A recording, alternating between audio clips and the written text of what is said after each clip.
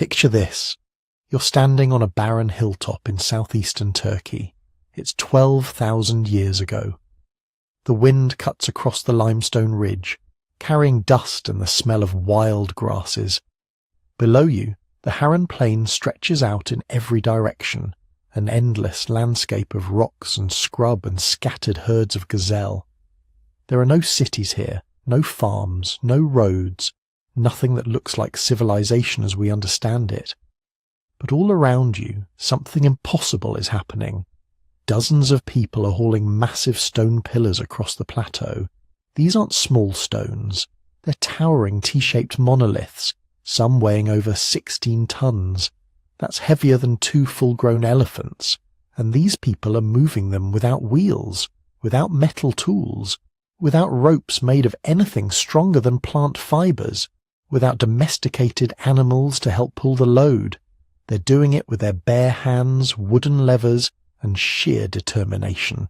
And they're not just moving the pillars, they're carving them, shaping them, decorating them with intricate reliefs of animals, foxes, snakes, scorpions, vultures, wild boars, creatures that stalk and hunt and kill. Then they're arranging these pillars in perfect circles, sinking them deep into bedrock, creating enclosed spaces that feel almost sacred. This is Göbekli Tepe, and it should not exist. Here's why this place is so mind-bending. The people building this monumental complex were hunter-gatherers. They had no permanent villages, no agriculture, no pottery, no metal. According to everything archaeologists thought they knew about human history, these people weren't supposed to be capable of creating something like this. Monumental architecture was supposed to come later, much later, after farming, after settlements, after complex societies with hierarchies and specialized labor.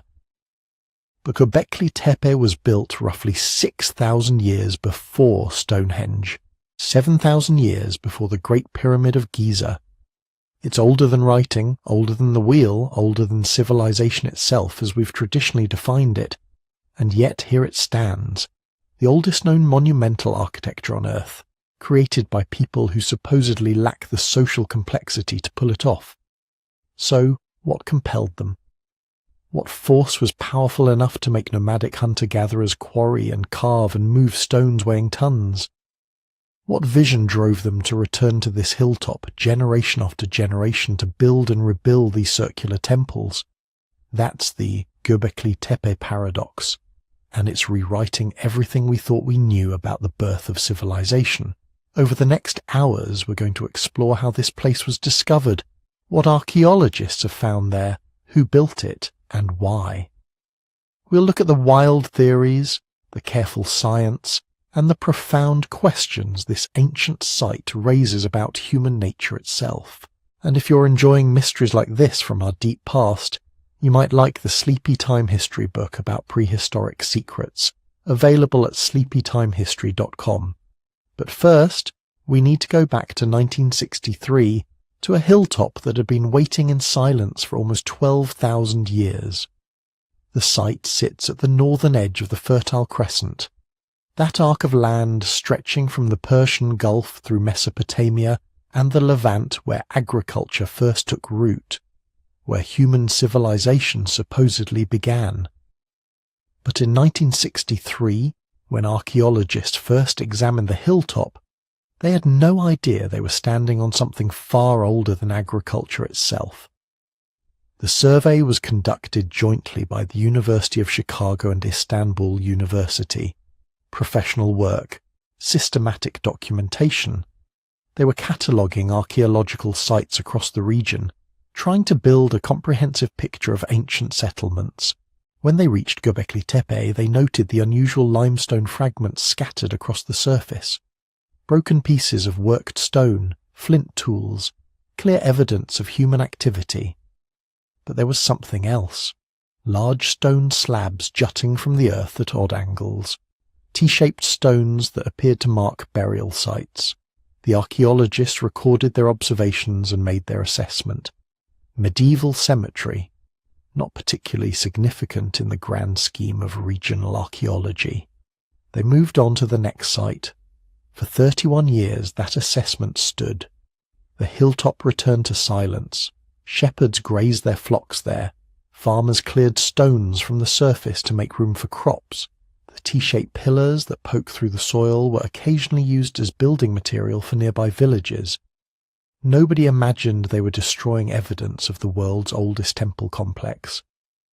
Then in October 1994, a German archaeologist named Klaus Schmidt arrived at the site. This wasn't his first visit to the region. Schmidt had spent years working at Nevelachori, another pre-pottery Neolithic site about 30 miles north. There, he'd excavated circular structures with T-shaped pillars, smaller than what he was about to find, but similar enough that he'd developed an eye for them.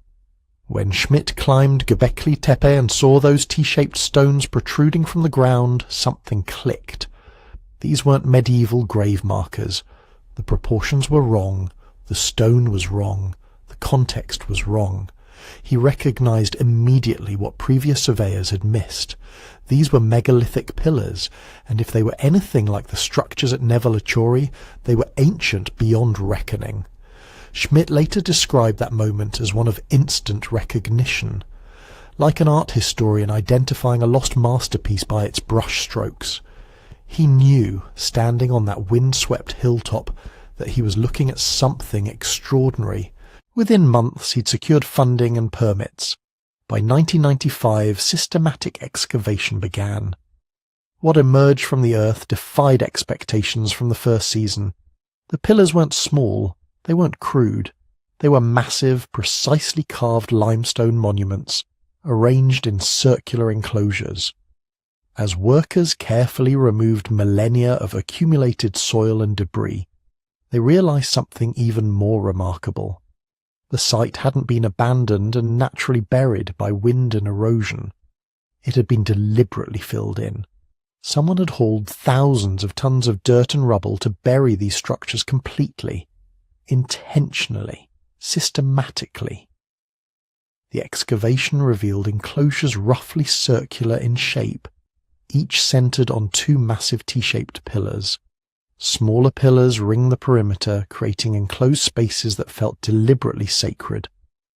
The pillars themselves range from 10 to 16 feet tall, some weighing more than 16 tons. Their surfaces were covered with carved reliefs, animals rendered in startling detail, scorpions with curved tails, foxes mid-prowl, vultures with wings spread, bulls charging, snakes coiling.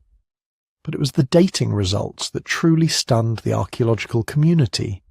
Radiocarbon analysis of organic material from the lowest layers pushed the site's construction back to roughly 9,600 BCE at the earliest.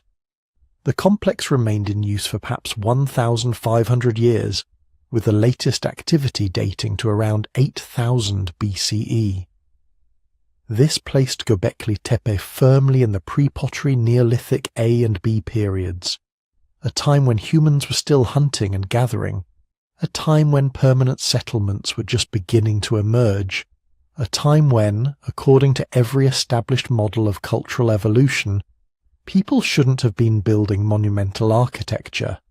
Schmidt made this point repeatedly in interviews and publications. His famous declaration that everything we thought we knew about the origins of civilization was wrong wasn't hyperbole. It was a simple statement of fact. Göbekli Tepe existed 6,000 years before Stonehenge, 7,000 years before the pyramids. It predated agriculture in the region. It predated pottery.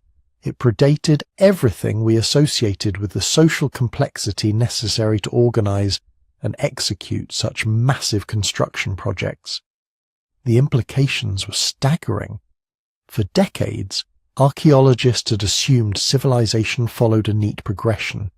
First came agriculture, then permanent settlements, then population growth, then social stratification and specialized labor, then monumental architecture. Göbekli Tepe reversed that sequence. Here was monumental architecture built by mobile hunter-gatherers. The temple came before the city, religion before agriculture, sacred space before domestic space. The excavations continued year after year, revealing more enclosures, more pillars, more carvings. Each season brought new questions, and as word spread through the archaeological community, researchers began looking at other sites in the region with fresh eyes. What else had they missed? Let's take a moment to really understand what they found, because the more you look at Göbekli Tepe, the stranger it becomes. The site they've excavated so far, everything you've ever seen in photographs or documentaries, represents maybe 5% of the total complex, probably less. Geophysical surveys using ground-penetrating radar and magnetometry have detected at least 20 distinct enclosures buried beneath the hilltop. 20 separate circular structures, each potentially as elaborate as the ones already uncovered. Most are still under the earth, waiting. Some will probably never be excavated.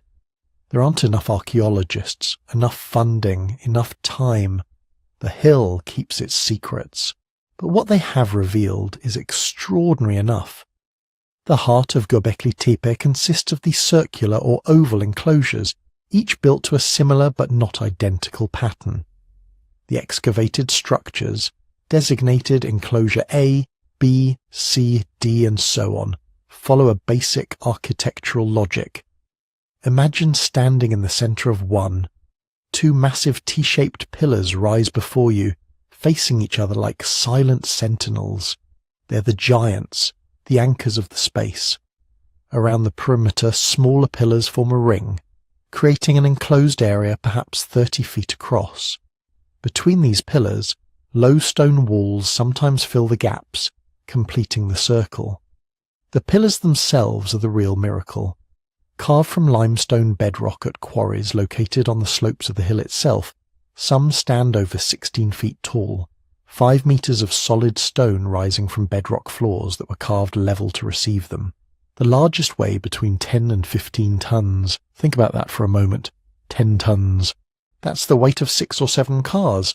And these people, these hunter-gatherers without metal tools, without wheels, without draft animals, they quarried these monoliths, carved them, transported them, and raised them upright with a precision that's hard to achieve even with modern equipment. The quarries show how they did it, or at least the beginning of the process. Workers carved trenches around the pillars, leaving them attached to the bedrock by a narrow base. Then they cut underneath, probably using wooden wedges that expanded when soaked with water, creating enough force to crack the stone free. But getting a 15-ton pillar from quarry to enclosure, then raising it vertical and stabilizing it, that required engineering knowledge we're still trying to understand. The socket holes they carved to receive the pillar bases show incredible precision. Too shallow, and the pillar topples. Too deep, and you can't maneuver it into position. But the real revelation, the thing that transforms these pillars from mere stones into something otherworldly, is their anthropomorphic character. They aren't just T-shaped abstractions. They're representations of beings. Look closely at the carvings and you see it. Arms bent at the elbows, hands meeting at the front. Belts carved in relief around the narrow waist where the shaft meets the crossbar. Sometimes clothing, loincloths or kilts, suggested by carved lines. But no faces. Never faces. The top of the T remains blank, featureless, as if the identity of these beings is something beyond human comprehension. They're humanoid, but not quite human. Too tall, too rigid, too perfectly geometric. Archaeologists describe them as highly stylized human figures, but that doesn't quite capture it. They feel like something else. Ancestors, maybe. Gods, spirits. Representations of forces that existed in the cosmology of the builders, beings important enough to warrant tons of limestone carved in their image. And then there are the animals, hundreds of them, carved in low relief across the surfaces of the pillars and on smaller stone blocks scattered throughout the enclosures. This is where Göbekli Tepe becomes a bestiary, a catalogue of the creatures that shared the world with its builders. Foxes appear frequently, carved with such detail you can see individual tufts of fur. Snakes coil and twist, some rendered naturalistically, others stylized into geometric patterns. Wild boars charge across stone surfaces, their tusks prominent, their power obvious. Cranes stand in profile, long-legged and alert. Vultures spread their wings, sometimes holding what might be human heads in their talons. Scorpions appear with their tails curved, ready to strike. Lions prowl. Spiders hang suspended. Gazelles leap. Bulls lower their horns. Every enclosure contains its own population of carved creatures, sometimes dozens on a single pillar. They are not random. The same animals appear again and again, suggesting they held symbolic meaning. A cosmology rendered in stone, though we can only guess at the stories these images told. Some pillars show animals that seem to be interacting. A scorpion positioned above a vulture, a snake approaching a boar. Whether these represent narratives, seasonal cycles, or something more abstract, we don't know. The people who understood this language have been gone for 11,000 years. What we do know is that someone chose which animals to carve and where to carve them. Someone decided the central pillars in Enclosure D should be covered with foxes, while Enclosure C features more snakes and boars. These weren't random decorations. They were deliberate choices carrying meaning that mattered enough to justify the enormous effort required to carve them. And here's something that makes it all even stranger. The enclosures weren't permanent. Göbekli Tepe wasn't built and then gradually abandoned as structures decayed. It was systematically decommissioned. When a generation decided an enclosure had served its purpose, they filled it in, completely, deliberately. They hauled thousands of tons of dirt, rubble, broken stone tools, animal bones and debris, and buried the entire structure. Then they built a new one nearby, starting the process over. The fill layers show this wasn't accidental. It's too uniform, too intentional. Someone organized work parties to bury sacred spaces that had taken years to construct. And they did this repeatedly over the 15 centuries the site remained active. The oldest structures lie deepest, perfectly preserved by the rubble that covered them. The youngest was still being used when the site was finally abandoned entirely around 8000 BCE. Why? Why bury something so magnificent? That's a question we'll return to. But for now, just consider what it means. These people built temples, used them for a generation or two, then ritually entombed them before starting again. The hilltop became a palimpsest. Layers of sacred architecture built on the graves of earlier sacred architecture. 20 enclosures, perhaps more, each representing a cycle of construction, use, and deliberate burial. We've barely scratched the surface. So who were they?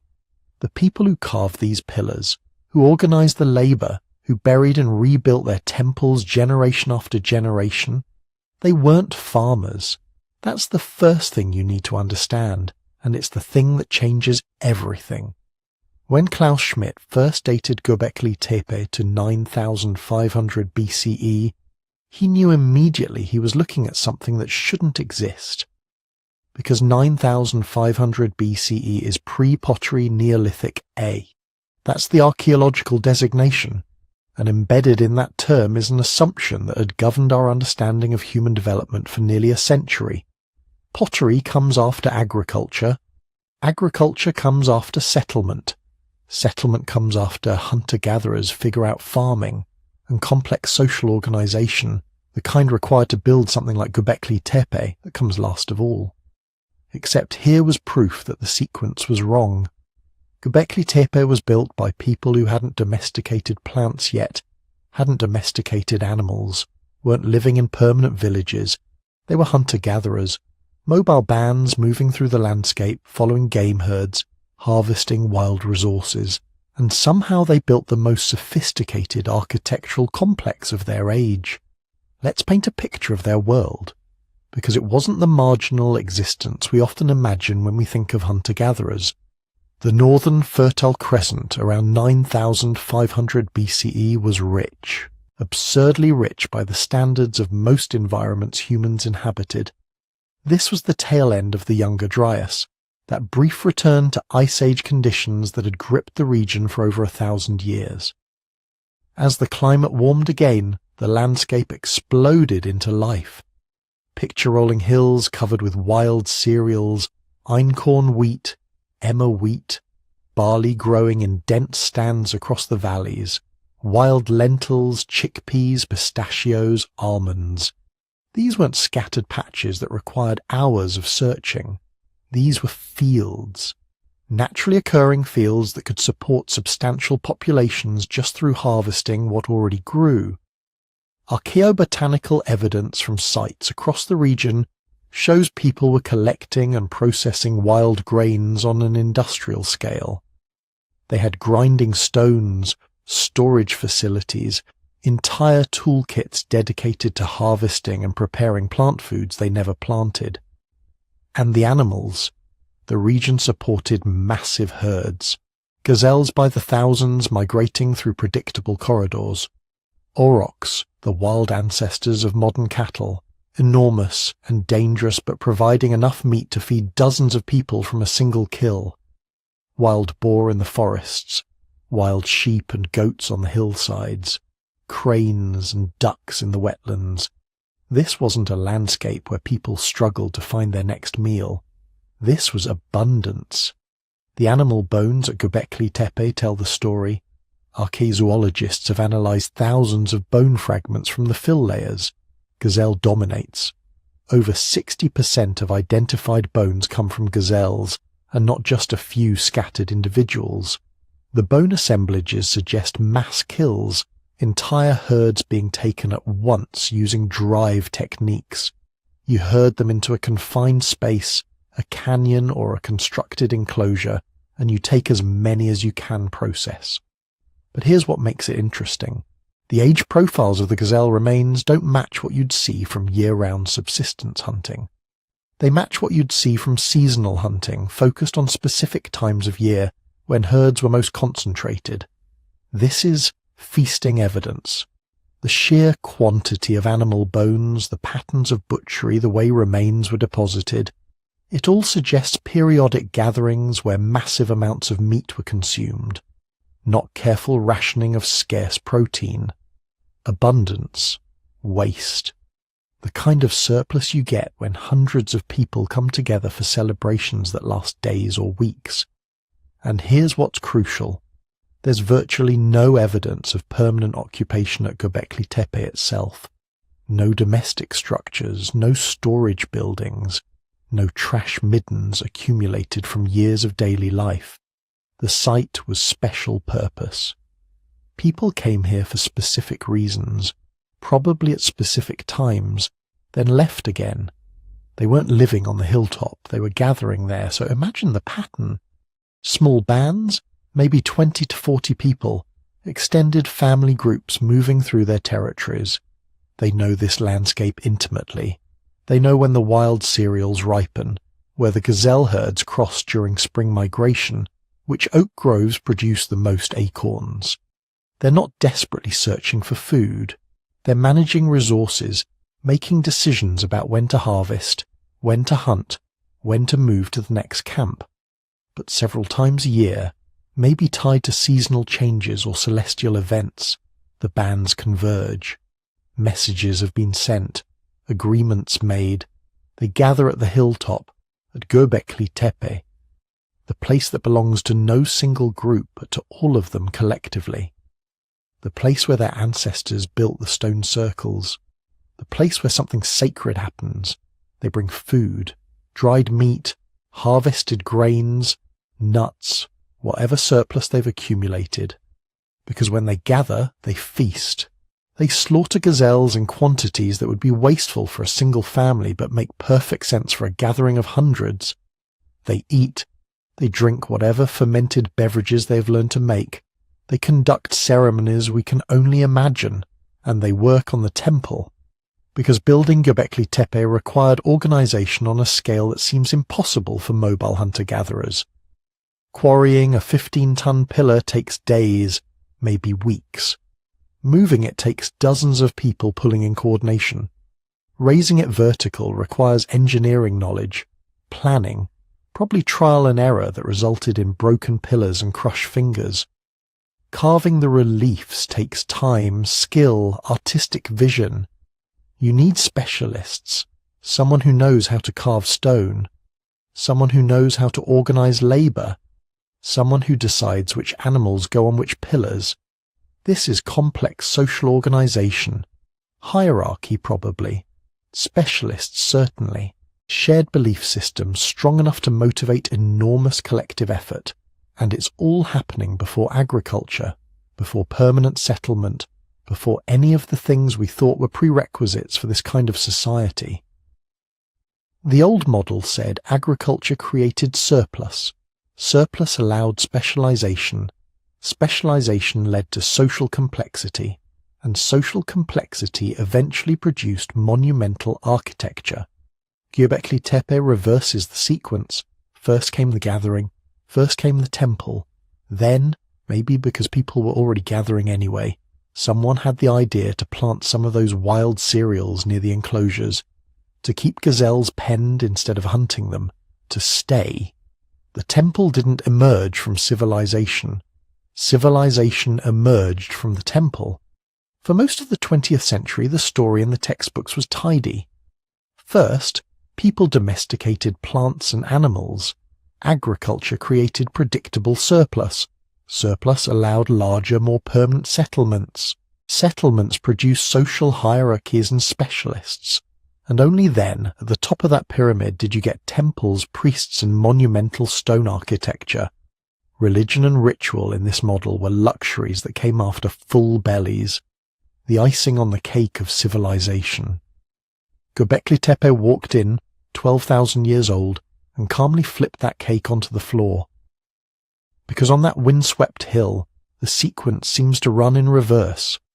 There is no clear evidence of domesticated wheat or barley when the earliest enclosures were built.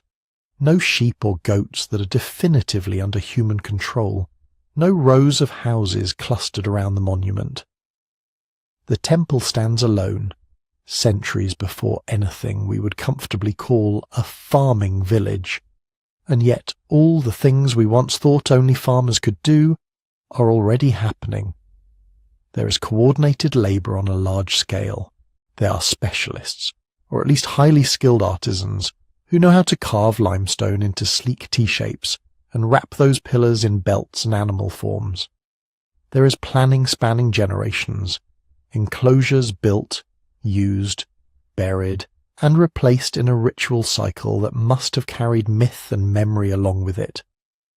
In the old narrative, you would expect that kind of complexity to emerge from a dense village of mud brick houses, with granaries and courtyard hearths and streets worn by daily traffic. At Göbekli Tepe, there's almost none of that.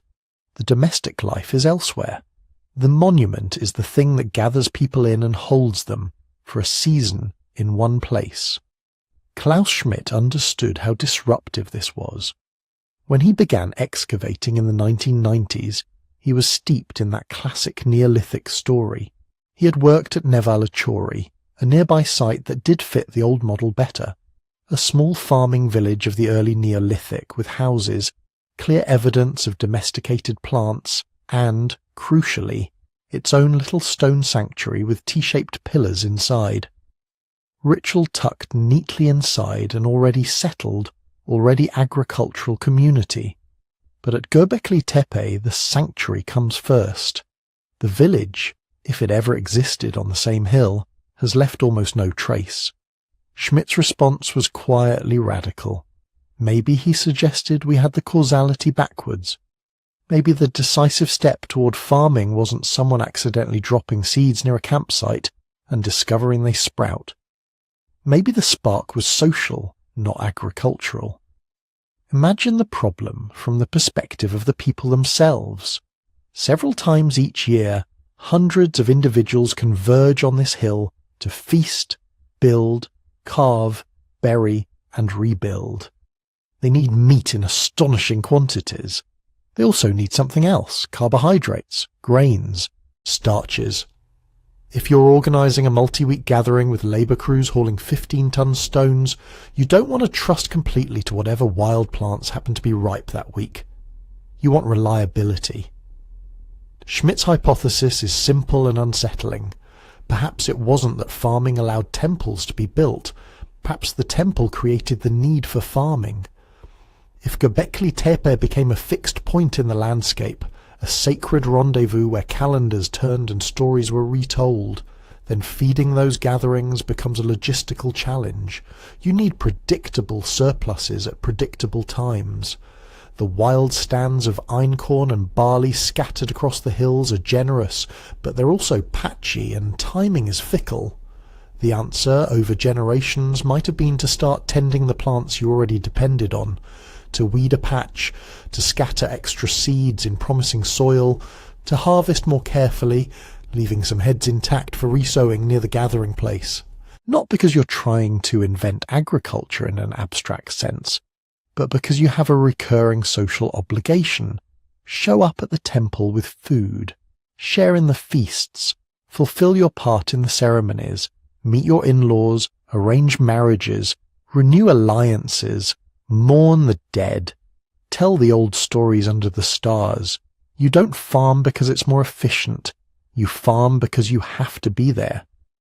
In that light, domestication isn't an economic breakthrough. It's a side effect of ritual. This idea sounds dramatic, but it doesn't rest on Göbekli Tepe alone.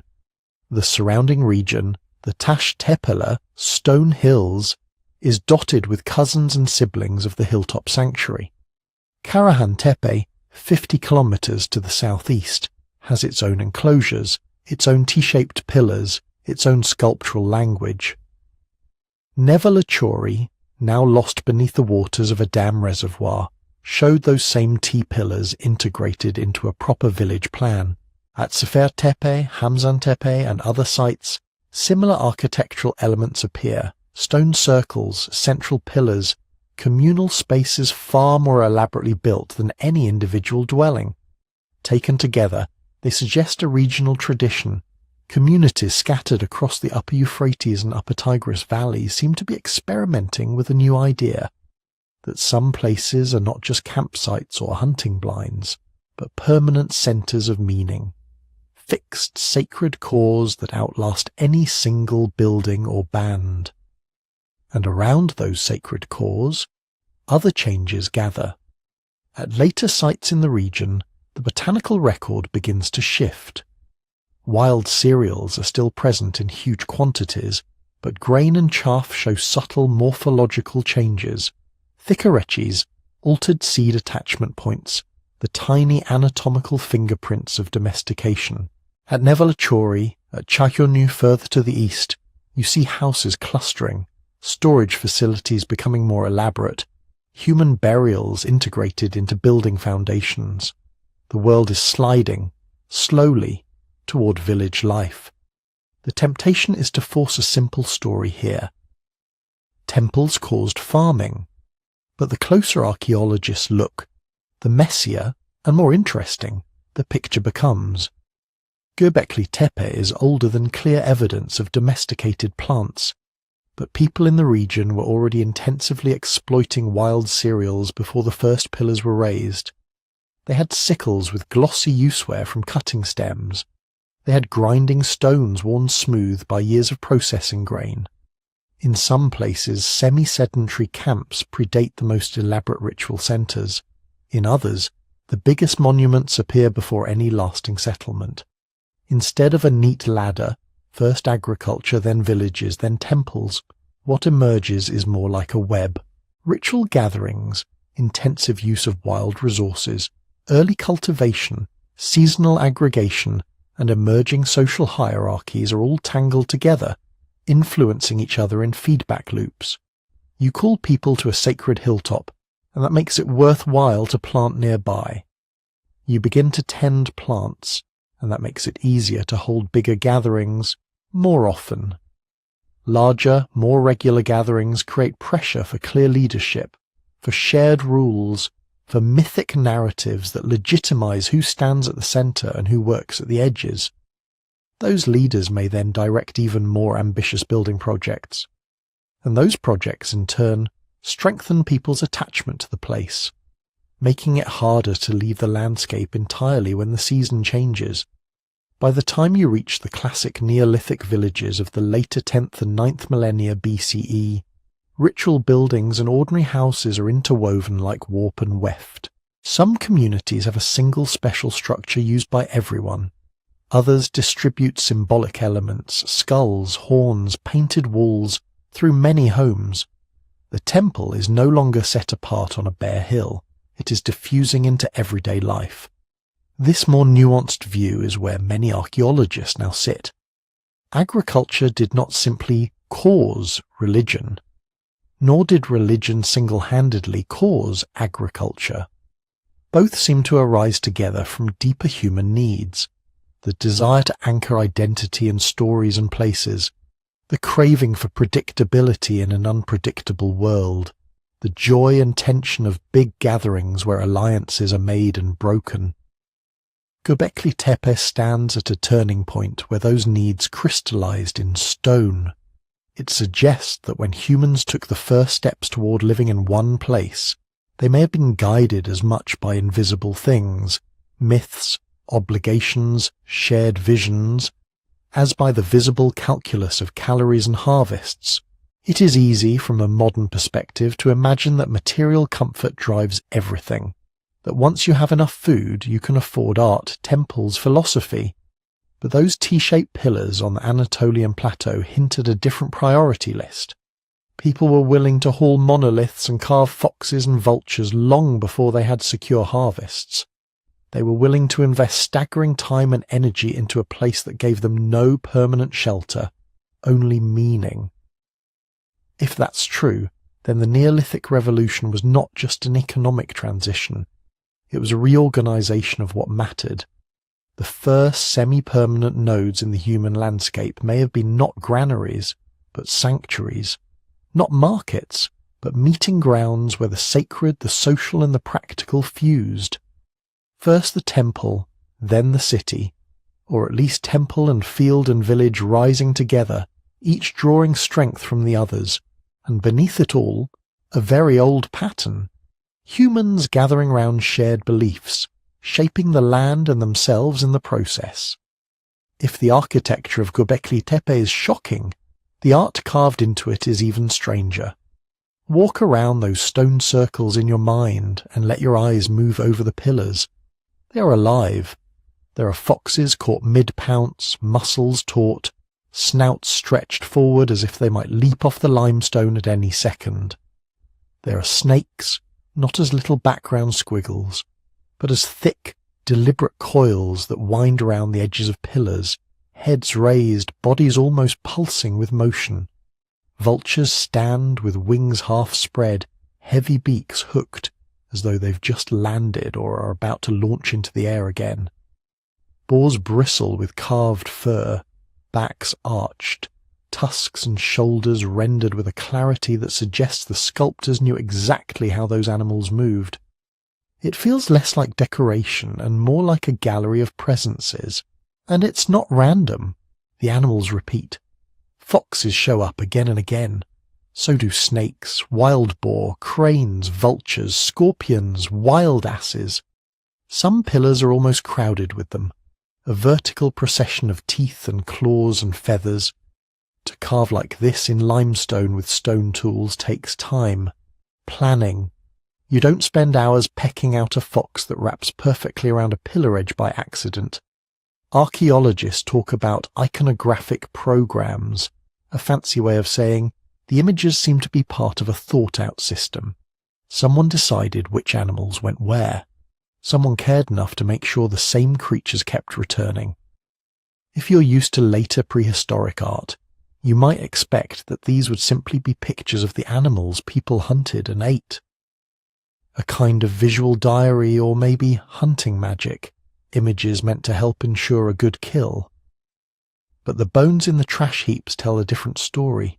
When researchers sift through the food, remains from Göbekli Tepe, what they find in overwhelming quantities are the usual suspects of the local steppe: gazelle, wild sheep, wild aurochs cattle. These are the animals that filled the cooking pits and roasting fires. Yet on the pillars, gazelle are almost completely absent. The key prey species, the everyday staples, barely appear at all. Instead, the stars of the stone are often animals that were dangerous to approach or not particularly worth hunting for meat. Foxes, snakes, big birds of prey, scorpions, carnivores, scavengers, creatures that live in burrows, in the air, in the cracks between things. That mismatch is one of the clues that the carvings are not simply illustrations of daily life. They're about something else. What that something else is, of course, is where the arguments begin. One line of thought sees these animals as totems, markers of identity. In many later societies, clans or lineages associate themselves with a particular creature. The wolf people, the eagle people, the bear people. The animal becomes a kind of shorthand for the group's ancestry, its origin story, its shared obligations. If Göbekli Tepe was a gathering point for bands scattered over a wide landscape, the different pillars might have belonged symbolically to different groups. We carve foxes, they carve cranes. Those people over there are under the sign of the boar. In that reading, the stone circles are like a map of social relationships, written in fur and feathers instead of names. Another possibility is that these are cosmological beings, guardians, boundary keepers, or spirits associated with different parts of the invisible world.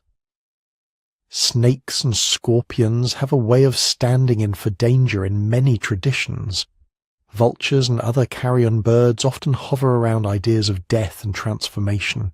The animals might have been understood less as natural creatures and more as owners of specific realms, below ground, in the sky, at the water's edge, on the haunted margins between safe camp and wild unknown. Some anthropologists push the idea further into shamanic territory. In many hunter-gatherer cultures, certain individuals act as intermediaries between the human community and the spirit world. They journey in dreams or trance, accompanied by helper animals, or transformed into animal form themselves. The repeated motifs at Göbekli Tepe, fox, snake, vulture, might be the visual vocabulary of those journeys. Spirit allies, dangerous companions, beings encountered on the other side of ordinary perception. There's also a more straightforward, almost psychological reading. Perhaps the pillars are a catalogue of threats.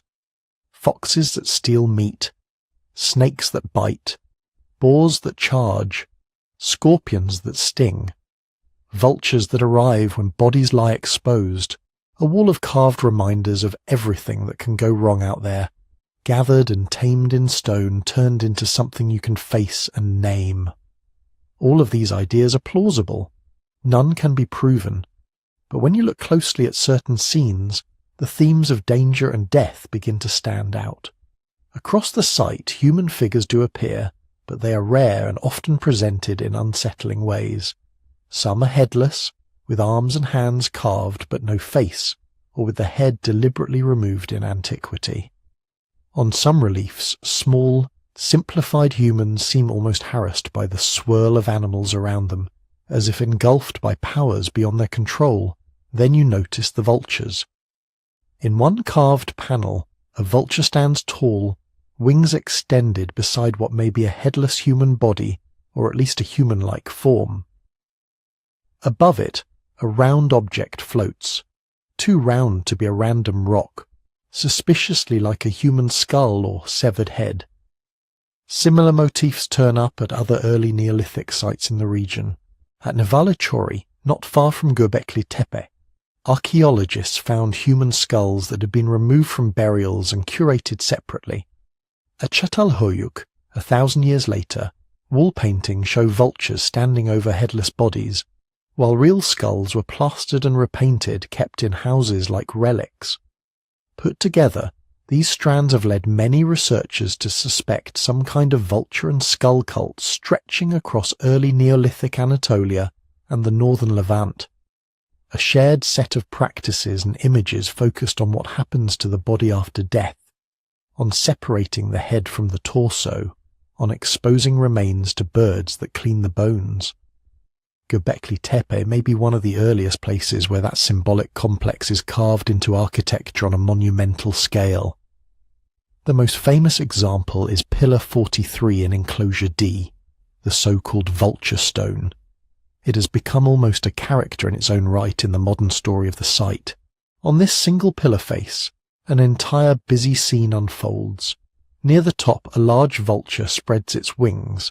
Below, another bird, perhaps a smaller vulture or a stork-like creature, struts along. To one side, a scorpion stretches out its pincers and tail. Other animals, maybe a wild ass, maybe more birds, fill the remaining space. Again, there is that enigmatic round object near the bird, suggestive of a severed head or sun or something in between. It's a dense composition, laid out in horizontal registers like a narrative panel. But the story it tells is opaque. Some archaeologists interpret the vulture stone as a straightforward mortuary scene, a representation of excarnation, the laying out of bodies for birds to pick clean, followed by some ritual handling of skulls. In that reading, the pillar stands as a permanent reminder of how a proper death should be managed, a stone manual for returning the body to the earth, and the soul to wherever souls were believed to go. Others see cosmology rather than funerary practice.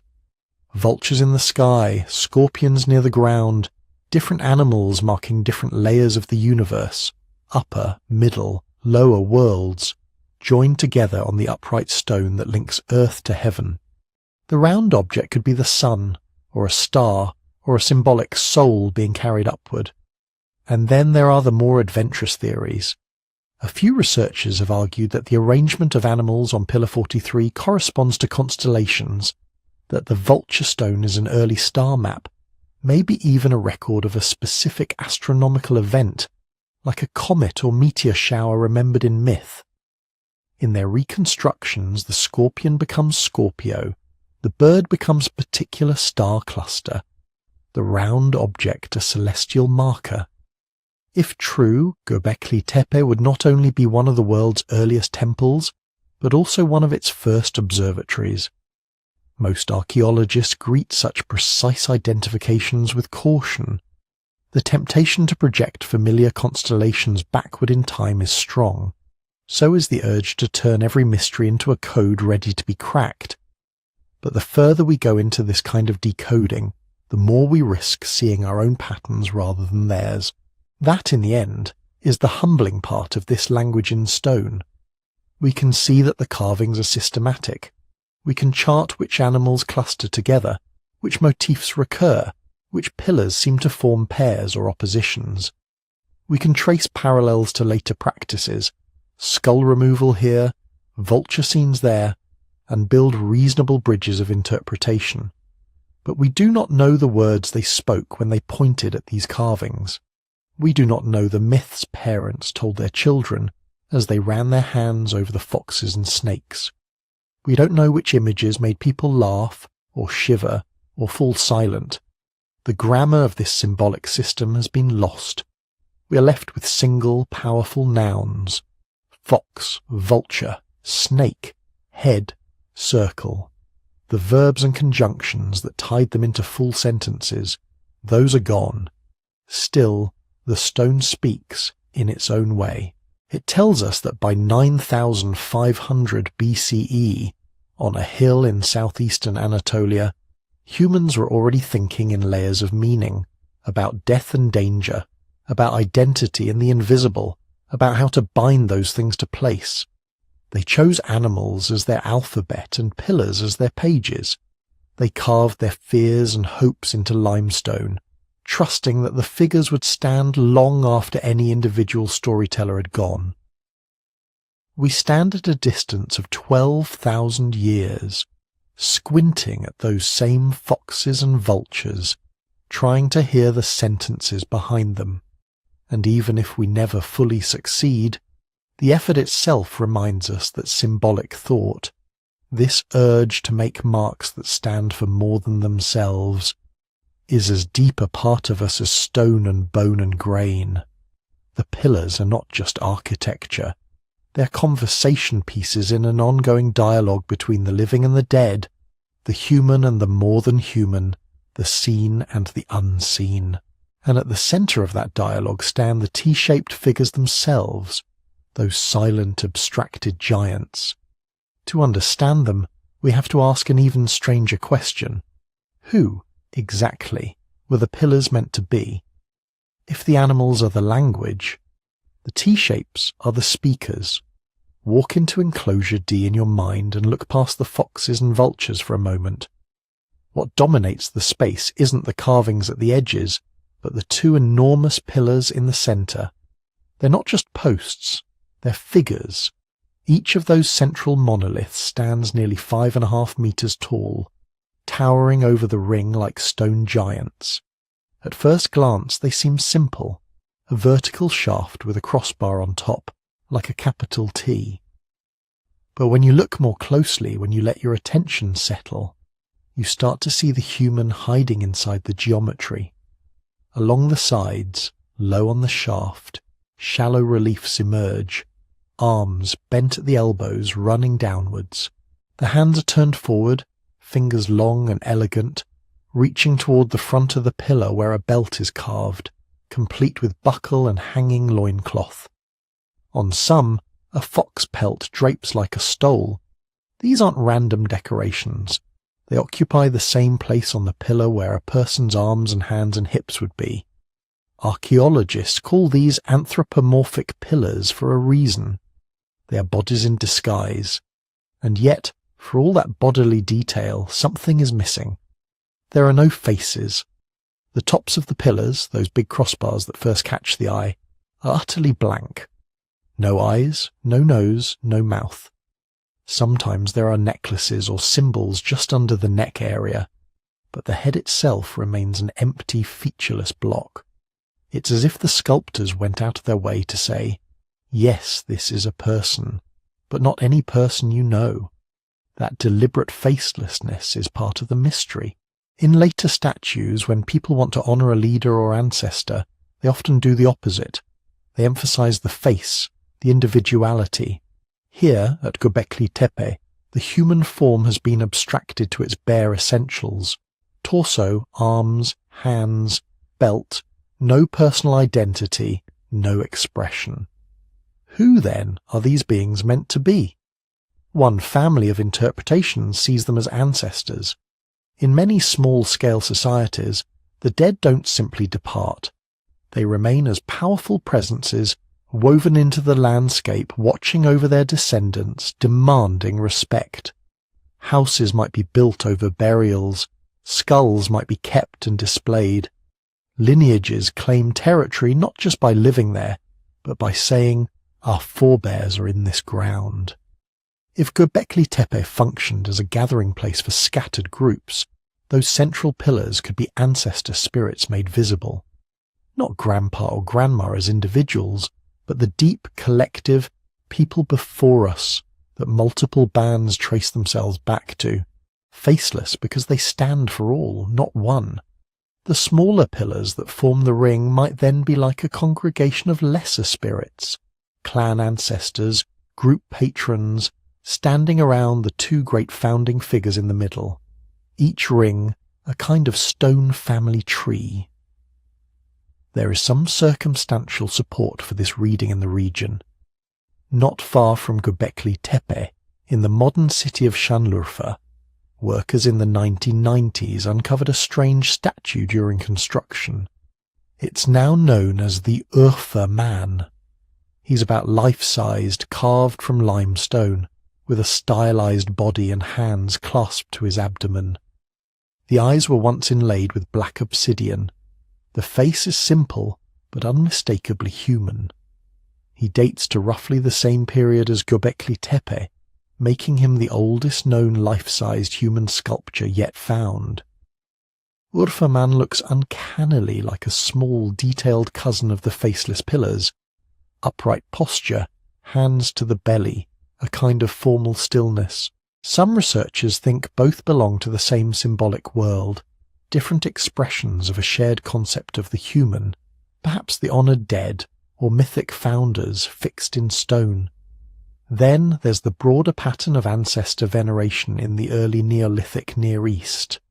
Across sites in Syria, Turkey and the Levant, archaeologists have found evidence of skull plastering, human skulls removed from burials, the faces rebuilt in plaster, sometimes with shells for eyes and paint for hair.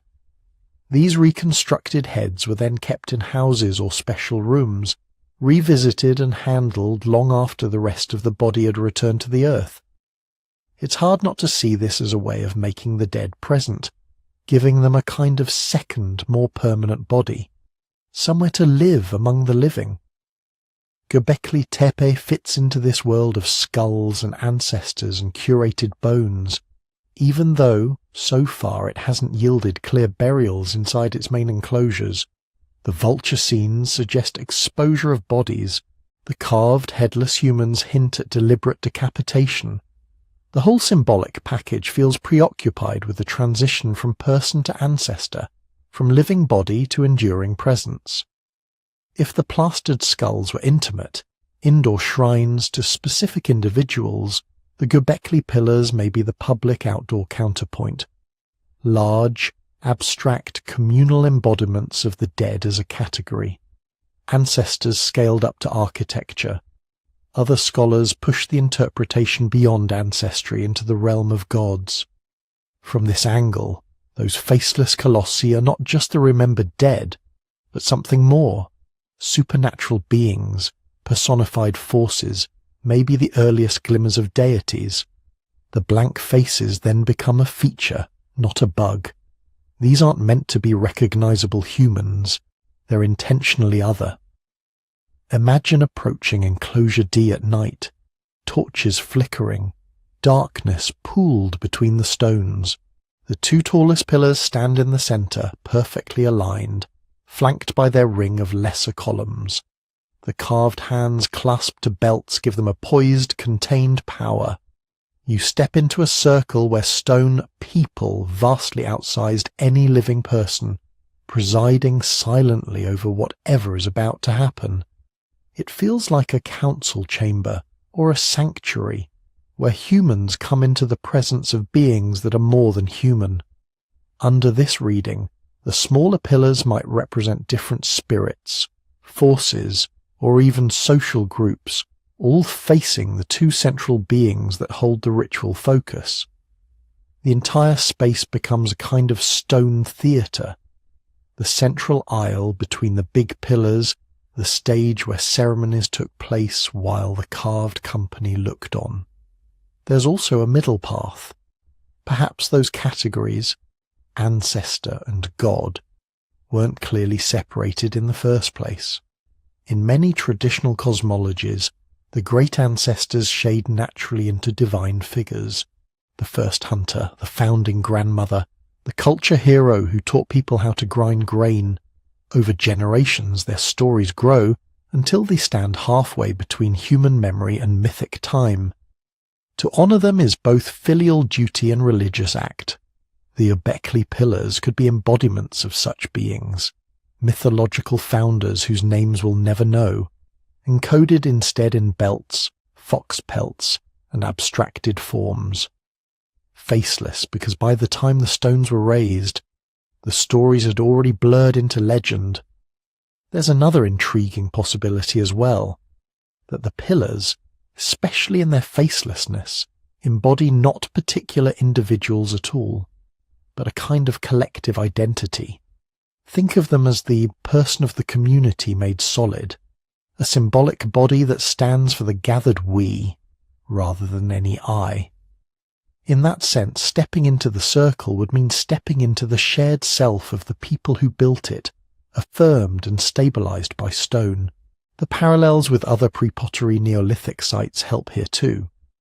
At Navali Chori, now lost under a reservoir but excavated before the waters rose, archaeologists found smaller T-shaped pillars in a building interpreted as a cult structure. At Karahantie and other members of the Tepe Stone Hills group, similar T-forms and human-animal hybrids appear. The motif of an abstracted, oversized human presence was clearly not a one-off. It belonged to a regional way of thinking.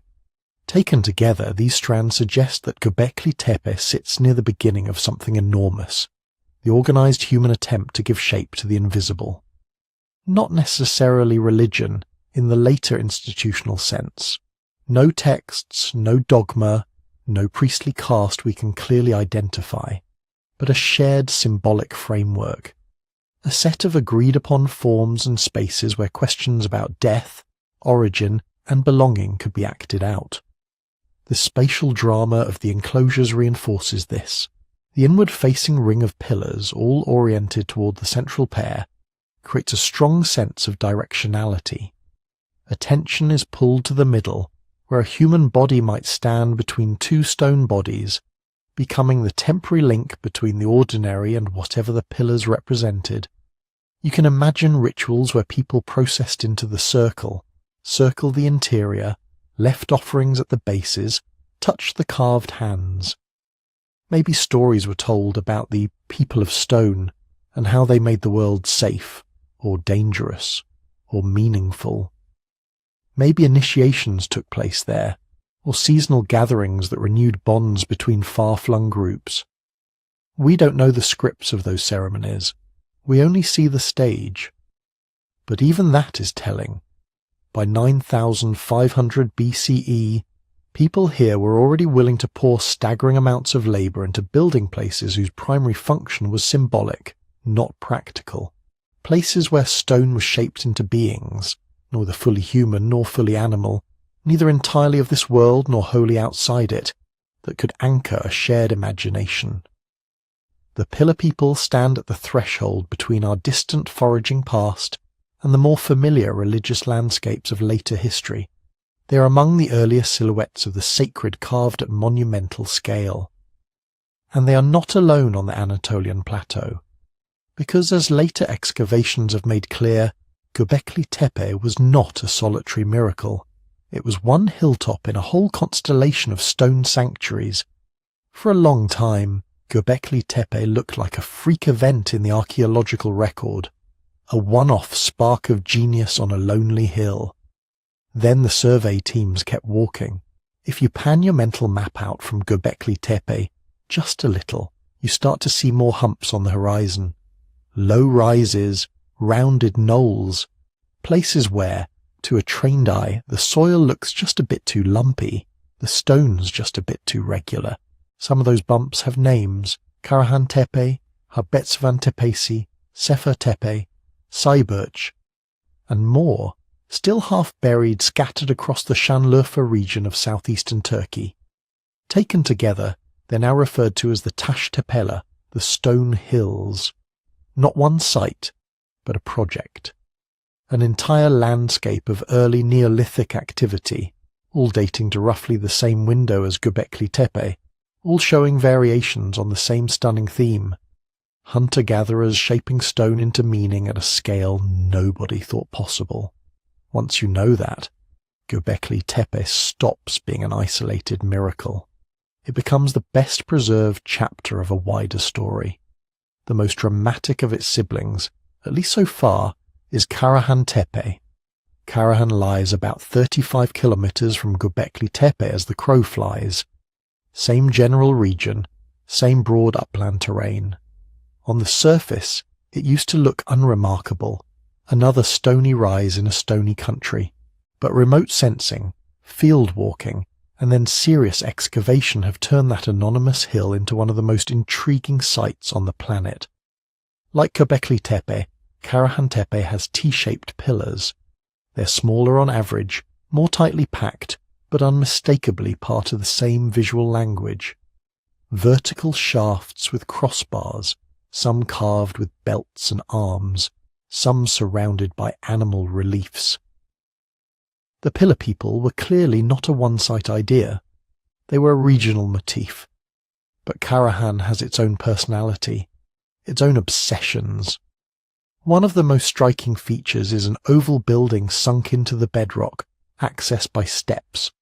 Along the perimeter, a low bench has been carved directly out of the living stone, and rising from that bench, in a row, are what look like pillars that never quite escape the rock.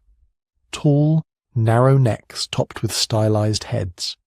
No bodies, just cranial forms projecting from the stone, shoulderless and rigid. It's as if a line of figures is emerging from the earth itself, frozen halfway between geology and personhood. Some have described it as a head cult chamber. Others see it as an architectural metaphor. The hill as a body, the carved heads as people or spirits erupting from within. Whatever its exact interpretation, the space feels different from the open rings at Göbekli Tepe. More enclosed, more focused. A place where being surrounded by heads, by presences, was the whole point. Then there are the phalluses. In one zone at Karahan Tepe, excavators exposed multiple large, clearly carved, explicitly phallic pillars rising from the bedrock. They're not accidental shapes. They're intentional, repetitive, and prominent. What they mean is up for debate. Fertility, masculine power, a ritual emphasizing generative forces in a harsh environment where each new life was precarious and precious, or something stranger, rooted in myths we no longer have words for. Whatever the case, Karahan Tepe shows that these early builders were comfortable with stark, overt symbolism. The human body, its heads, its genitals, was raw material for architecture as much as stone and earth. And then, unlike Göbekli Tepe in its earliest investigated phases, Karahan Tepe gives us something very down-to-earth, clear domestic structures. Around the more overtly ritual buildings, archaeologists have found smaller rooms, hearths, installations that look suspiciously like everyday living spaces. That's important. For years, Göbekli Tepe was interpreted as a purely special-purpose site, a place you travelled to, feasted at and left. No houses, no permanent residence, a hill for ceremonies, not for sleep. Karahan complicates that picture. Here, the sacred and the mundane sit cheek by jowl. Spaces for elaborate symbol-laden gatherings sit right next to what look like places where people cooked, knapped stone, and warmed themselves. It suggests that whatever was happening on these hills wasn't always a pilgrimage from far away. Sometimes it might have been life at home, and Karahan is just one member of the Stonehills family. At Harbetsuvan Tepe, another site in the same regional cluster, excavators have revealed smaller T-shaped pillars and stone features echoing the Göbekli style. The scale is more modest, but the logic is familiar. Upright stones formalizing a space, animal imagery marking boundaries between ordinary and special. Sefer Tepe, known from surveys and limited work, appears to preserve yet another variation on the theme. More T-shapes, more deliberate architecture, hinting that almost every significant rise in this landscape might conceal some chapter of the same cultural experiment. Then there is Sebers. Sebers came to wider attention when archaeologists uncovered a carved stone panel embedded in the wall of a building. It shows a human figure in dynamic pose grasping a bull with one hand and a leopard with the other. The animals are rendered with power and tension. The human stands between them, arms outstretched in a composition that feels astonishingly like a scene, a moment, a narrative. It's not just a random collection of creatures as many earlier Göbekli reliefs could be read. It's a relationship, human to bull, human to leopard, all bound together in a single composition. Some researchers have argued that this may be one of the earliest known examples of narrative art, a story in stone, maybe a mythic episode, maybe a stylized hunting rite, maybe an origin tale told around embers and then fixed on the wall so it wouldn't fade. Whatever the story was, Sebers shows that the symbolic world of the Tashtapela was not static. It evolved, it experimented, It moved from stacked catalogues of animals to more overtly staged scenes. When you put all these sites on a map, patterns begin to emerge. They're not random dots. They cluster along certain ridges and water sources, forming what could be imagined as a sacred geography, a constellation of hills where people gathered, carved, feasted, and remembered. The similarities, the T-pillars, the animal reliefs, the human-animal hybrids, tell us there was a shared mental toolkit across the region. Ideas, motifs, maybe even specific stories were circulating over tens of kilometers. At the same time, the local quirks, the head chamber at Karahan, the phallic grove, the narrative panel at Sabers, suggest that each community also put its own spin on the shared style.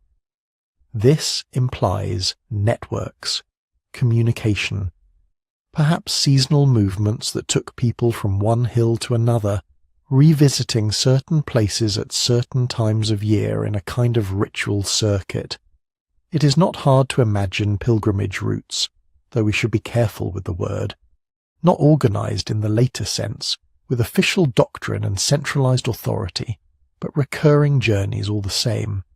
A band from one valley travelling to a sister hill for a midwinter gathering, visitors bringing obsidian or shells, hosts slaughtering animals, offering meat and story in exchange for news and alliances. In that sense, Taş Tepeler may represent one of the earliest visible ritual landscapes on Earth, not a single sanctuary, but a whole terrain woven together by meaning. And because we now have more than one example, earlier assumptions based on Göbekli Tepe alone are being revisited.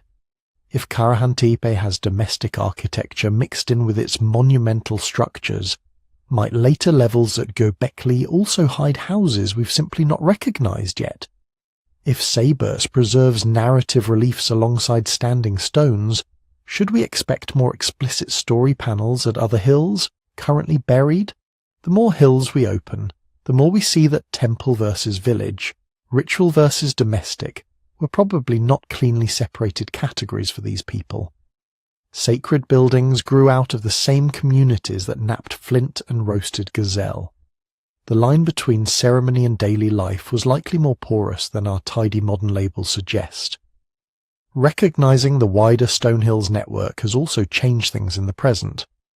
The Turkish government has poured significant resources into the Taş Tepeler project, funding excavations, creating protective shelters, planning visitor centres, and promoting the region as a cradle of early monumental architecture. For Turkey, this is not just about science, it's about heritage, about being able to say, on these hills, at the dawn of settled life, people were already dreaming in stone. For archaeologists, the investment means something else. Time, tools and teams to peel back more of the earth gently, layer by layer. Each season adds new pieces to a puzzle that 30 years ago nobody even knew existed. And for us, drifting through this story at the edge of sleep, Taş Tepeler offers a comforting kind of perspective. Göbekli Tepe was never a lone stroke of genius by an isolated group. It was one voice in a chorus stretching across the hills. An entire region of hunter-gatherers had begun to think in monuments, to inscribe their questions about life and death and power into the bedrock itself. The stone hills remind us that when something new appears in human history, a way of building, a way of believing, it rarely does so in perfect solitude. It arrives as a pattern, a wave, a shared experiment humming through many minds at once. And on these Anatolian hilltops more than 11,000 years ago, that shared experiment was just beginning. When you put all of that together, the stone hills, the pillars, the animal stories, you can probably feel the next question forming. If hunter-gatherers were carving an entire symbolic universe into stone this early, what exactly were they doing? That's the space where the controversial theories step in. The places where the evidence thins out and imagination rushes to fill the gaps. Let's start with a single stone. Among the many pillars at Göbekli Tepe, one has become a kind of celebrity. Pillar 43 in enclosure D. You can picture it as a narrow stone canvas covered in images, a vulture with outstretched wings, a scorpion, a headless human form, other birds, other symbols, stacked and arranged with a care that doesn't feel random. To most archaeologists, it's a dense piece of Neolithic symbolism. Maybe a scene about death and the journey of the soul. Maybe a ritual landscape in miniature. Maybe something we don't have the right mental furniture to understand. But in 2017, two researchers, Martin Sweatman and Dimitrios Tsikritsis, proposed a different reading. They suggested that the images on Pillar 43 are not just animals, but constellations. That the scorpion, for instance, stands for the constellation Scorpio, the vulture for another star pattern. The whole pillar, in their view, is a kind of star map, an encoded record of the sky, and not just any sky. According to their calculations, if you match the animal groupings to particular parts of the heavens, they appear to point to a specific date, around 10,800 BCE. That's very close to the beginning of the Younger Dryas, a sharp, sudden return to cold conditions after the last ice age seemed to be easing. Some geologists and impact researchers have argued that this climate snap was triggered by a fragmented comet hitting the Earth, a controversial idea in its own right. Sweatman and Tsikritsis went a step further. They argued that Pillar 43 is a memorial to that impact event, a stone record of the day the sky fell. In their model, Göbekli Tepe's builders were not just ritual specialists. They were careful observers of the heavens, tracking precession, the slow wobble of the Earth's axis, well enough to encode dates using constellations. In other words, very early astronomers. It's an intriguing picture, a sanctum of sky watchers, preserving the memory of a catastrophe across thousands of years. Most specialists, though, remain unconvinced. There are problems. The animal constellation assignments are subjective. Different choices give different dates. The Younger Dryas impact hypothesis itself is hotly debated, and there's no firm evidence that people of this period were tracking precession, a subtle effect that even later literate civilizations took time to pin down. For many archaeologists, the astronomical reading feels like a castle built on a few suggestive stones. Maybe there is some awareness of the sky encoded there. People everywhere have watched the stars since deep prehistory, but a precise date-stamped record of a specific cosmic event? That, they argue, asks more of the data than it can reliably give. Still, the idea sticks in the imagination. A temple that is also a time capsule. A climate disaster remembered in stone. It's a story that feels bigger than one hill, and that sense of bigness is exactly what pulls Göbekli Tepe into an even wider constellation of ideas, the lost civilization narratives. In the last few decades, writers like Graham Hancock have made Göbekli Tepe a centerpiece in a different kind of history. In this view, the stone hills are not the work of the first monument-building hunter-gatherers.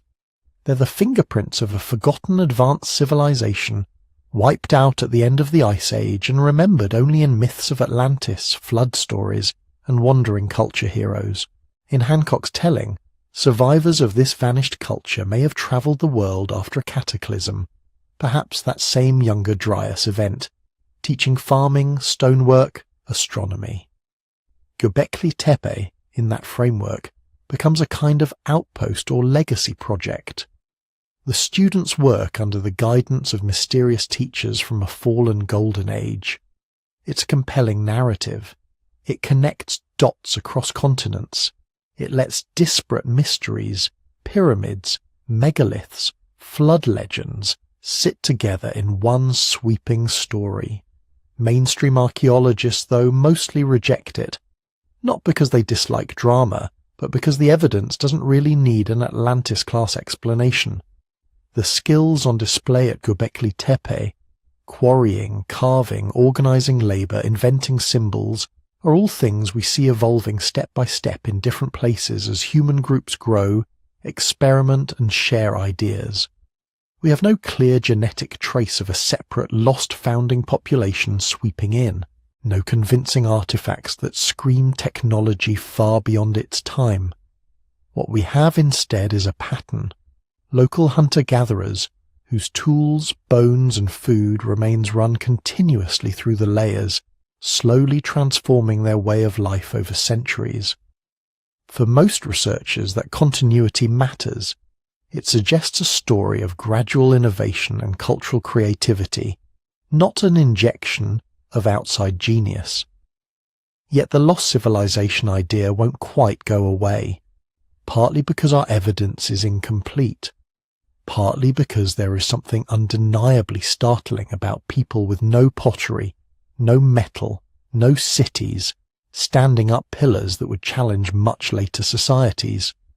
And that, in turn, feeds the most dramatic set of interpretations of all, the ancient alien narratives. For some, Göbekli Tepe feels too sophisticated, too early to be human in origin. The leap in symbolic expression, the sheer effort of moving and shaping such massive stones, the lack of obvious precursors, these become puzzle pieces assembled into a familiar picture. Extraterrestrial visitors inspiring, directing, or even building the site. The logic often runs quietly on an assumption that primitive people couldn't have done this alone, that hunters and foragers, without metal tools or wheels, were somehow too simple to organize complex projects or imagine layered mythologies. But when you step back, that assumption says more about us than about them. We know from countless ethnographic studies that small-scale societies can do extraordinary things with limited technology. Polynesian navigators crossed thousands of miles of ocean using stars, swells, and bird flight. Indigenous Australians mapped landscapes and laws into songlines carried in memory, not stone. Arctic hunters built intricate social rules and survival strategies in some of the harshest environments on Earth. Human ingenuity is not a late invention. It's baked in deep. At Göbekli Tepe, experimental archaeologists have taken that seriously. They've gone back to basics: flint tools, wooden levers, rope made from plant fibers and animal hide. They've shown in practical trials that limestone pillars of comparable size can be quarried, shaped, moved, and raised using nothing more than the techniques available in the early Neolithic. It's not easy, it's not quick, but it's possible. Other researchers point to ethnographic parallels, seasonal gatherings where hundreds of people come together to build, to feast, to mark the turning of the year. Think of northwest coast potlatches, where status is performed through ritual and gifting, or megalith-raising ceremonies in parts of Indonesia, where whole communities move stones cooperatively, chanting as they walk. In that light, Göbekli Tepe stops looking like a technological impossibility and starts looking like an extreme version of a very human pattern. Groups investing huge amounts of shared labour into places that hold their stories, their identities, their contact with the sacred. So why then do the astronomical alignments, the Atlantis echoes, the alien visitors resonate so strongly? Part of it is the genuine mystery. Göbekli Tepe stands at the edge of what we can currently know. There are no written records, no clear descendants pointing back and saying, "Our ancestors did this for that reason." There is a gap between the scale of the monument and our expectations of the people who made it. Into that gap stories pour. Part of it is the human love of hidden knowledge, the sense that beneath the surface of familiar history lies a deeper layer, a secret architecture of lost ages and cosmic events. To imagine that a hill in southeastern Turkey encodes a message about comets or carries the legacy of a drowned civilization is to feel that the world is threaded with secret connections.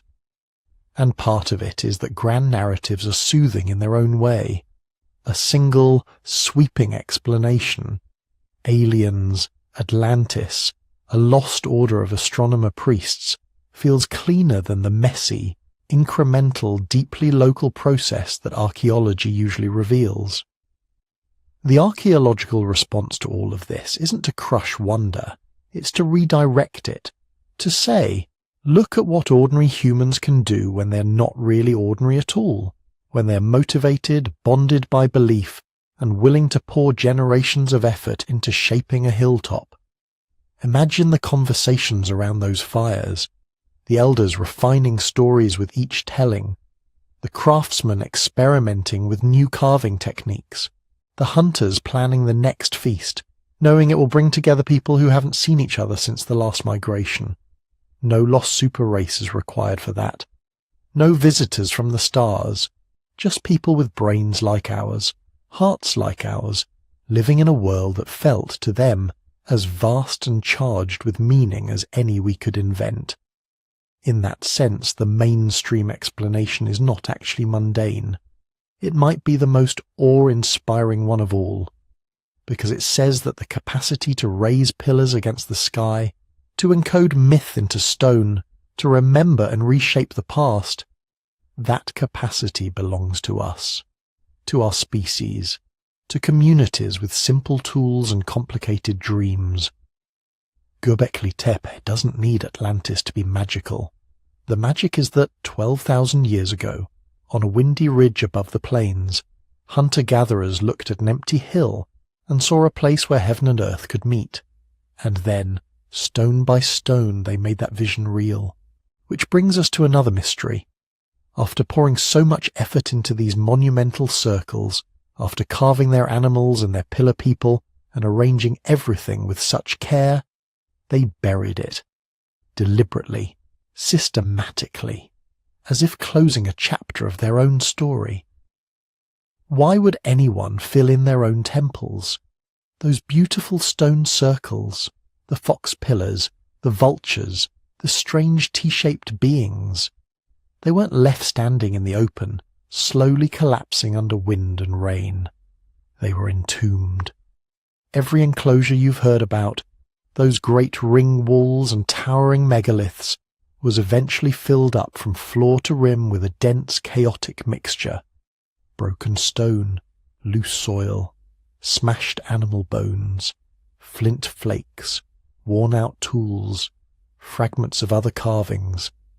In places, that artificial hill of rubble is several meters deep, more like the contents of 100 ancient trash heaps poured into a single basin than the gentle drift of time. And that's the first important point. This was not nature taking its course. Natural abandonment tends to be slow and uneven. Roofs fall in, walls slump, wind blows dust into corners. You get layers, thin and gradual, with clear signs of weathering between them. Göbekli Tepe isn't like that. The fill sits against the pillars in a way that says, this was tipped in, shoveled, carried, dumped. In some cases, large stones were dropped in whole, jammed between the T-shapes like wedges. The animal bones are not neatly sorted. They look like the leftovers of countless feasts scraped from hearths and middens and thrown in together. If you walked into one of those enclosures while the process was underway, it might have looked messy. Lines of people hauling baskets, others heaving rocks into place, the once careful floor disappearing under rising mounds of rubble. It feels almost destructive, yet that destruction is the reason the site is so eerily well preserved. By burying their own monuments under tons of compacted debris, the builders accidentally protected them from 10,000 years of erosion. They turned living sanctuaries into sealed time capsules. Why would anyone do that? Archaeologists reach for a phrase that sounds dry but hides a lot of emotion: ritual closure. In many cultures, sacred spaces are not meant to last forever. They have life cycles. They're born, they're used, and at some point they're decommissioned. Not by just walking away, but by actively ending them. Sometimes that means burning a shrine down. Sometimes it means smashing ritual objects. Sometimes it means carefully burying them so they can't be touched again. If you think of the enclosures as living, as inhabited, not only by people, but by whatever the pillars represented, then what happened at Göbekli Tepe may have been understood as a kind of death. a planned, necessary death. The pillars, with their belts and hands and animal companions, might have been seen as beings in their own right, gods, spirits, ancestor figures, or something in between. If their time had passed, if the stories or rituals had to change, you don't simply leave those beings exposed and unattended. You lay them to rest. You close the circle, literally and symbolically, by filling it in. There are echoes of this logic all around the world and across time. Among the Maya, for example, when a temple or pyramid complex reached the end of its ritual life, it was often terminated in a very deliberate way. Walls were dismantled, stairways smashed, offerings buried in corners or at the base of staircases, and then newer buildings were raised on top.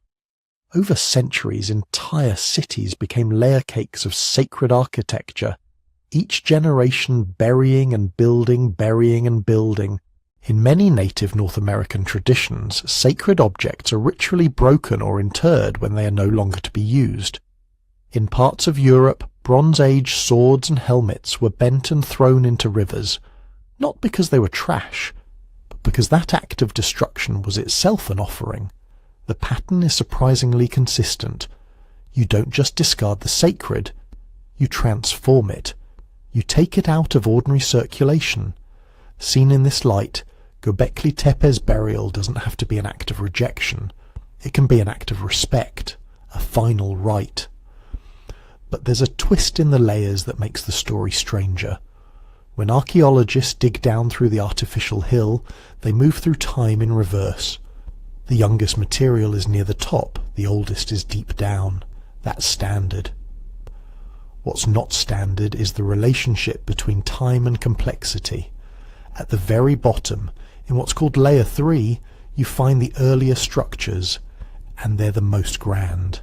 Huge circular or oval enclosures, T-shaped pillars up to 5.5 meters tall, densely decorated with reliefs and animals. Above them, in layer 2, you get later constructions. These are smaller, more rectangular, with shorter, less dramatic pillars. The art is still there, but the whole effect is more modest. In most archaeological sequences you see the opposite. Simple comes first, elaborate comes later. At Göbekli Tepe, it looks as if the people who arrived at the hill with this monumental vision gradually scaled it down, as if the first generation said, let's raise an entire stone cosmos, and their descendants, hundreds of years on, said, maybe something a little more compact. When you pair that with the repeated pattern of burial and rebuilding, earlier enclosure filled in, newer one set up nearby, it begins to look less like a single project and more like a series of cycles. A sanctuary lives, is honoured, and then, at some point, is deliberately killed and entombed. A new one rises, perhaps with slightly different rituals, slightly different stories.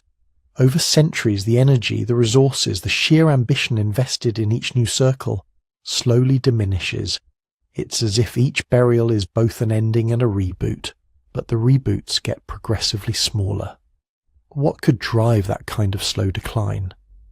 One possibility sits just off the hill, in the changing landscape below.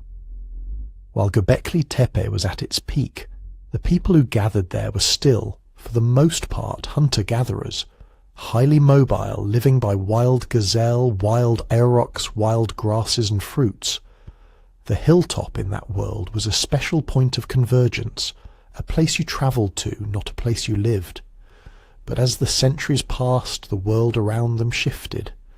In the broader region, we start to see the first clear signs of domestication, wild wheat turning into something more like early crops, wild sheep and goats slowly becoming herds that humans manage.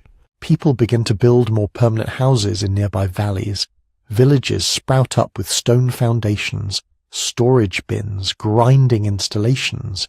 Agriculture isn't a single moment. It's a long, uneven process of trying things, keeping what works, abandoning what doesn't. But by around 8000 BCE, the people of this region are much closer to being farmers than foragers. And around that same time, Göbekli Tepe is abandoned altogether. The last small enclosures are filled. No new circles rise to replace them. The hill, now swollen with the bones of its own monuments, is finally left to the wind. It's tempting to link those two shifts, the rise of full farming and the death of the hilltop temples. Maybe the beliefs that had once drawn scattered bands together lost some of their pull when life settled into fields and permanent houses. When your gods live in your courtyard and your harvest depends on your own labour. A remote stone cosmos on a ridge might feel less central. Maybe the rituals moved down into the villages, into new kinds of shrines we haven't yet recognised, into household altars instead of towering pillars.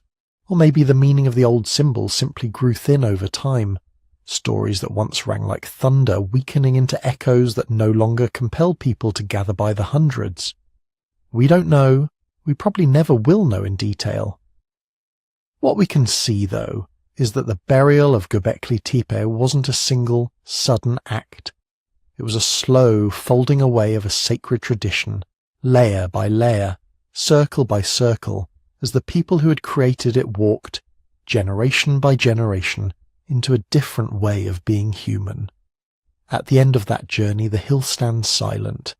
Under your feet, meters of stone and bone and broken tools hold the memory of feasts, of chants, of hands smoothing limestone. Above may be a new kind of landscape, fields, flocks, villages with their own small stories.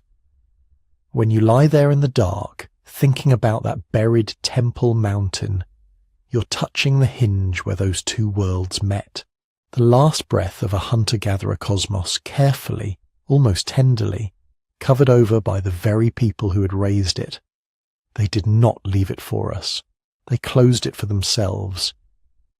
And yet, in sealing their past, they left a question open for the future. If a place this powerful can be built, used, loved, and then deliberately buried, what else have we forgotten about who we used to be? When archaeologists first began to understand what they were looking at on that hill, one of the quietest but most disruptive realizations was this: if this is right, then almost everything we thought about the order of things is backwards. The old story ran in a neat, comforting line. First, small groups of hunter-gatherers. Then, slowly, they settle down, domesticate plants and animals, build villages. Villages grow into towns. Towns grow into cities. Cities invent writing, governments, priesthoods. Only then, once you have food surpluses and organised labour and hierarchy, do you get great temples, monuments, and massive collective projects. Religion, in that version, is almost like an optional upgrade, a later add-on that complex societies can afford. Göbekli Tepe stubbornly refuses to fit. 12,000 years ago, on that ridge, we see the opposite sequence. First the monument, then, only much later, in the valley around it, the houses. People with no pottery, no metal, no permanent villages that we can see, somehow found the time, the energy, and the will to carve and move dozens of multi-ton pillars, to maintain a hilltop sanctuary for centuries, to feed workers and visitors who might have walked for days or weeks to get there. They did this not because they had excess food and spare labour lying around, but because they believed something together. That's the unsettling part. It suggests that the drive to create meaning, to gather around shared symbols, to mark out certain places as sacred and special, is not a late luxury of civilization. It is one of the forces that builds civilization in the first place. Imagine what that implies about the minds of the people climbing that hill. They weren't just thinking, where can we find game? Where is the next spring? They were holding stories big enough to move stones weighing as much as a truck, big enough to organize hundreds of people who did not share a village or a chief, big enough to keep them coming back for generations. In that light, Göbekli Tepe is not just an archaeological puzzle. It's a mirror held up to a part of ourselves we don't usually see. Because if hunter-gatherers could orchestrate something like this, with nothing but chipped stone and willpower, then our capacity for collective imagination, for shared purpose, is far more ancient and fundamental than our textbooks once allowed. It also forces us to rethink another quiet assumption, the idea that history is a simple climb from primitive to advanced, from rough to refined, from small to large. Walk down through the layers of the hill and that ladder collapses. At the bottom, the largest, most ambitious, most exquisitely carved circles. Above them, smaller, plainer, less imposing structures. If you mapped only the architecture, you might think the site started at its peak and then stepped down, as if the brightest flame came first and everything after was an afterglow. That's deeply at odds with the comforting narrative where our distant ancestors shuffle around in simplicity, and every century since is an improvement. Here, the people who lived earlier seem to have attempted something grander than their descendants. It doesn't mean they were better or more advanced in some absolute sense, but it does remind us that complexity is not a straight line. Human cultures surge and recede, ambitions swell, then deliberately contract. Sometimes the most monumental dreams belong to people we would, on paper, call simple. Looked at this way, Göbekli Tepe becomes a kind of warning against smugness. Our skyscrapers, our satellites, our data centers, they rest on a story where we imagine ourselves as the pinnacle. But 10,000 years before writing, people with stone tools and no cities were already taking on projects that still baffle us. Progress, it turns out, is not a staircase. It's a tangle of paths, some rising, some falling, some looping back into the forest. And in that tangle, one thread keeps appearing: imagination. On that hill, people carved beings that did not walk the earth in any straightforward way. T-shapes with hands and belts, part human, part abstract. Vultures escorting headless bodies, foxes striding in long profile bands, like thoughts running around the edge of a circle. Whatever those images meant, they were not just practical diagrams for hunting or gathering. They were symbols, tokens in a shared inner world. This is exactly the kind of thing that fascinates researchers in cognitive archaeology. The attempt to trace, in bones and stones, the birth and growth of symbolic thought. When did humans begin to treat images, objects and places as carriers of meaning that goes beyond their immediate use? When did we start telling stories that stretched before birth and after death, that linked animals and ancestors and stars into a single pattern? Göbekli Tepe sits right in that conversation. Its age pushes back the horizon of when such complex symbolic systems might have been in play. Its scale suggests those symbols were not private or idiosyncratic. They were shared by many bands, strong enough to coordinate feasts, rituals, perhaps seasonal gatherings of people who otherwise lived far apart. To cognitive archaeologists, the site is like catching a glimpse of a huge mental architecture, beliefs, myths, social rules, through the gaps between pillars. We see that ritual behavior, far from being frosting on the cake of settled life, may have been one of the ingredients that made large, stable communities possible. A shared sacred hill where you renew ties, exchange spouses, settle disputes, remember common origins, that can hold a loose network together just as powerfully as any political institution. In other words, people didn't simply invent temples because they already had villages. In this corner of the world, they may have built villages because for a long time they had a temple. Today, that temple mountain, flattened into an artificial hill by its own makers, is officially recognized as part of the world's shared heritage. In 2018, Göbekli Tepe was inscribed on the UNESCO World Heritage List. With that honor came a new kind of challenge. For 10,000 years the enclosures lay sealed, protected by the very rubble that buried them. Now, exposed again to air and light and humans, they are vulnerable in ways their builders never imagined. Conservation teams have stretched protective roofs over the main excavated areas to shield the limestone from rain and harsh sun.